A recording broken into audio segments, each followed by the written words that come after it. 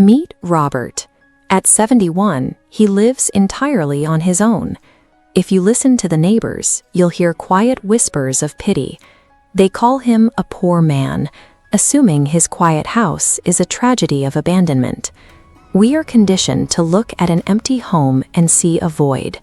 We assume a solitary lifestyle in later years indicates a lack of love, declining physical health, and a profound, inescapable sadness. When families see an aging father or grandfather sitting in silence, they often project their own anxieties about isolation onto him, fearing depression where it doesn't exist.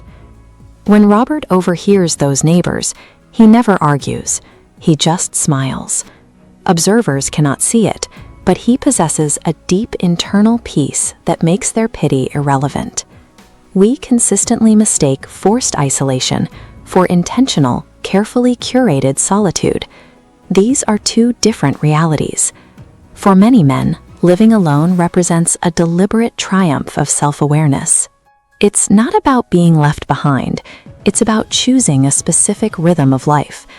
After decades of navigating workplace politics, social obligations, and the constant friction of relationships, many older men arrive at a realization: not all company is nourishing. They stop chasing noise. The fear of being alone fades, replaced by an active rejection of meaningless chatter and the exhaustion of performance. Psychologists call this active solitude orientation, the conscious choice to spend time alone. This chart shows how that choice correlates with mental health.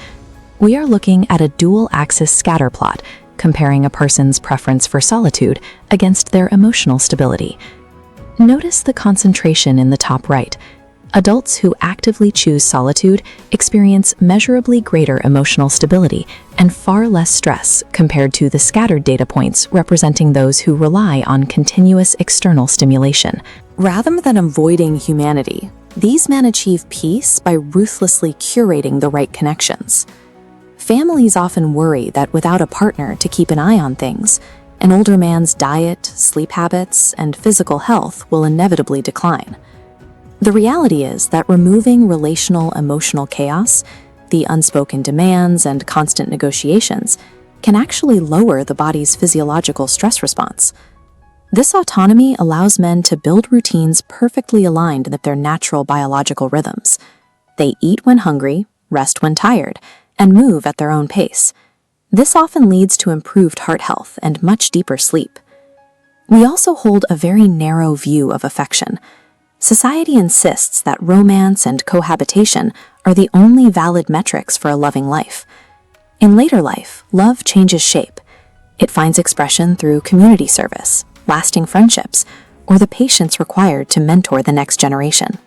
Shedding the weight of societal expectations allows independence to foster a rigorous sense of self-responsibility.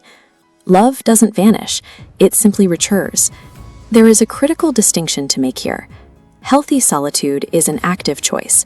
Forced loneliness, driven by the loss of a spouse, lack of mobility, or harsh circumstances, is a real, heavy danger to the soul.